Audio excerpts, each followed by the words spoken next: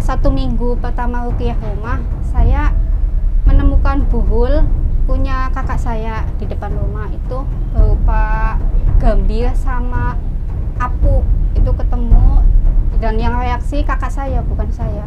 Kalau ruqyah rumah kan dilubangin ya di pojok-pojoknya, saya menemukan kain kafan itu.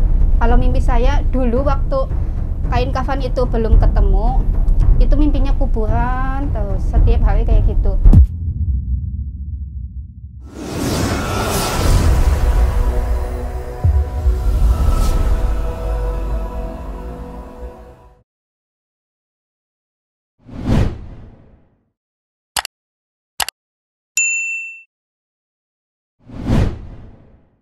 Bismillahirrahmanirrahim. Assalamualaikum warahmatullahi wabarakatuh.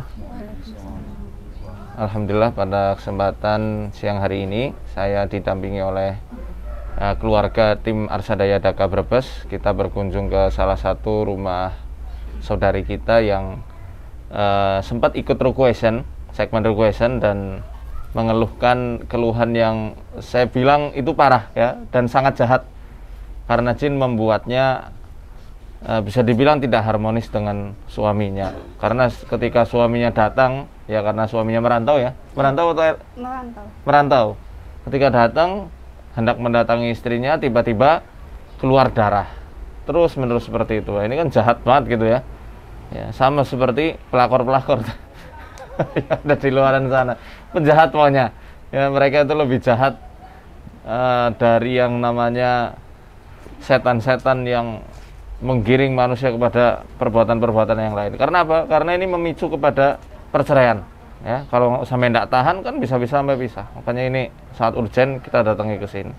Ya, bersama saya Pak Nur Rafiq dan juga Pak Dwi ya, di kediaman Ibu Ainun.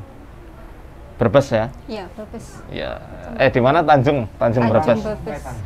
Bu Ainun, kemarin saat kita adakan ruqyah ketika di YouTube, ada reaksi enggak yang Ibu Ainun rasain? Sempat reaksi, cuman kan ditahan-tahan gitu sama kakak saya, jangan sampai dikuasai. Nah, bagus, alhamdulillah. Iya, jadi di sini itu sakit banget, kepala bagian belakang itu sakit. Terus hawanya itu ngerasain takut banget Pak Ustadz. Makanya saya itu ikut Zoom sama Pak Ustadz, kayak maksa gitu ya Pak Ustadz ya.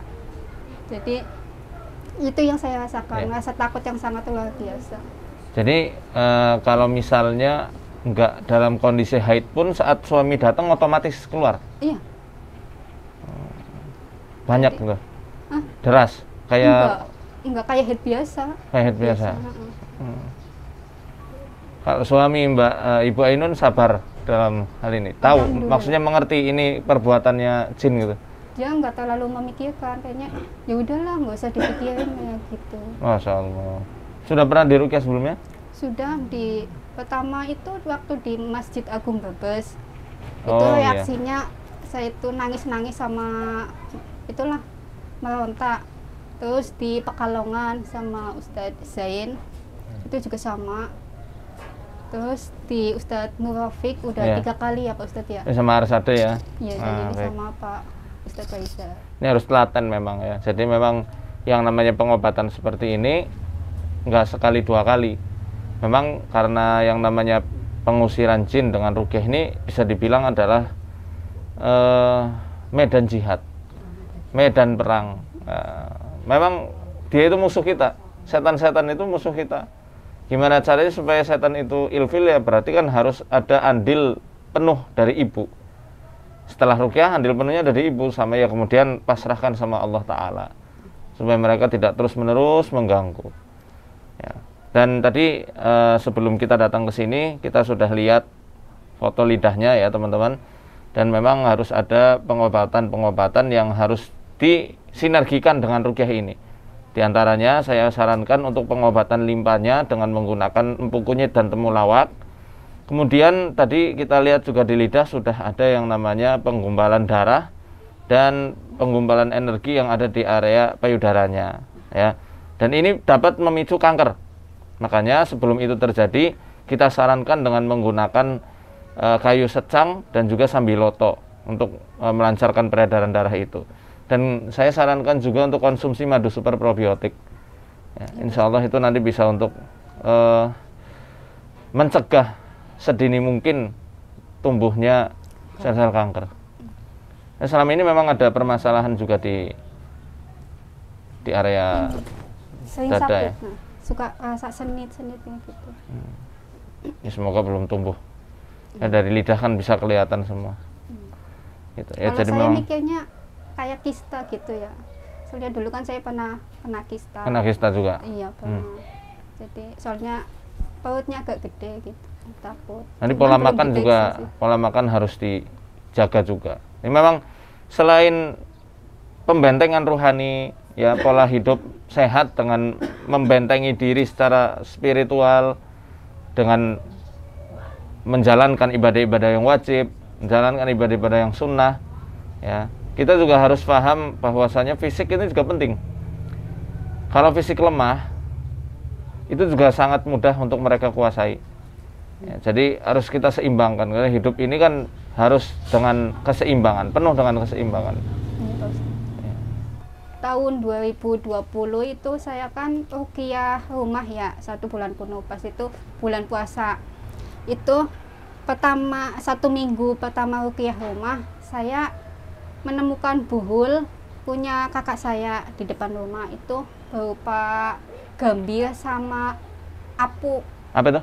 Gambir yang buat ngineng itu loh Pak Ustadz. Oh iya iya. Iya itu. Itu ketemu dan yang reaksi kakak saya bukan saya.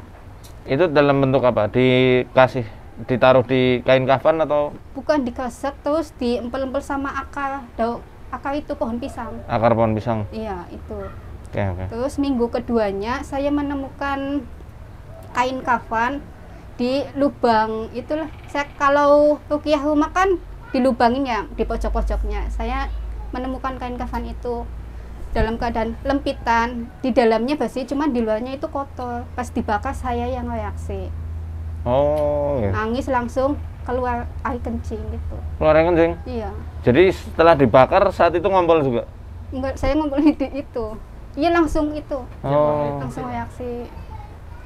Boleh nanti kita sisir rumahnya lagi coba. Boleh. Terus juga masih kalau ruqyah rumah kan ya, nanti menemukan kayak bangkai kelabang, bangkai lembing. Ada foto-fotonya kok Pak Ustadz. Bangkai apa lembing? Iya lembing. Lembing kering gitu. Iya iya iya. Terus lana. Terus kinjeng. Pinjang ya. Capung, iya capung. Itu. Sering ruqyah rumah pakai buku juga. Gaharu itu. Habis ruqyah rumah apa yang dirasa Mbak dan keluarga semua? Ya kalau saya sih seger gitu hawanya kalau Ya. ruqyah rumah. Cuman kesininya agak males Pak Ustadz, udah agak males. Paling ruqyah rumahnya pakai ngepel doang. Itu ujian itu memang. Iya. Memang dibikin malas gimana caranya supaya nggak di ruqyah Iya, lagi Ustaz. gitu. Terus pas menemukan buhul yang di depan pohon pisang itu kan, kata saya kan mimpinya monyet, kawanan monyet. Kata saya kan sering konsultasi sama Ustadz Sigit. Pak Ustadz, saya kok mimpinya kawanan monyet. Kata Ustadz Sigit, mungkin ada pohon pisang ya Mbak ya? Iya ada pohon pisang. Pas itu pohon pisangnya saya tebang. Pohon pisang saya tebang. Keesokan harinya pohon kelengkengnya mati kering. Di mana itu posisi pohon pisangnya?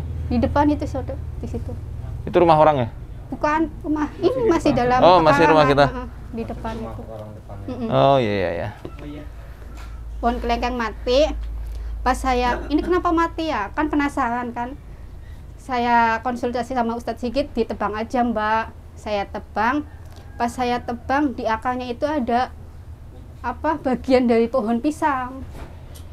Bonggolnya pohon pisang itu ada di bawah akarnya pohon kelengkeng. Gitu.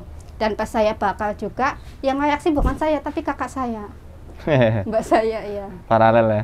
Oke. Nah, ketika itu saya lubangin kan di pohon kelengkeng itu, saya ruqyah terus. Terus kalau ruqyah terus saya cangkul, penasaran apa sih yang ada di dalam itu. Udah 3 kali saya cangkulin, itu saya menemukan kayu yang udah lapuk lah, panjang. Tapi saya nggak bisa ngambil semua, soalnya nggak kuat gitu, nggak kuat Pak Ustadz, jadi cuma setengahnya saja. Jadi pas saya cangkul lubang itu, mbak saya yang reaksi. Jadi mbak saya lagi nyuci, dia muntah-muntah. Pas lubang itu saya bongkar. Mungkin kalau sekarang dibongkar lagi juga dia yang ngamuk-ngamuk. Coba nanti kita bongkar.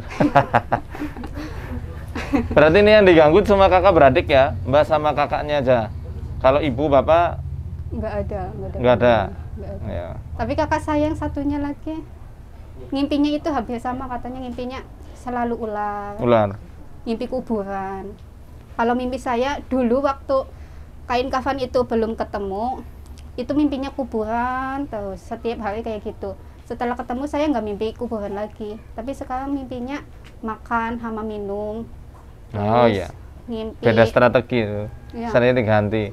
mimpi gendong anak, gendong bayi, Ya. ngebersihin kotoran anak kayak gitu, Ustaz. Baik. Ya, kita mungkin langsung proses rukyah aja ya. Kita rukyah nanti yang mungkin tidak berkepentingan jangan ada di area sini. Pokoknya yang berkaitan dengan terapi ini silahkan, yang enggak di luar boleh.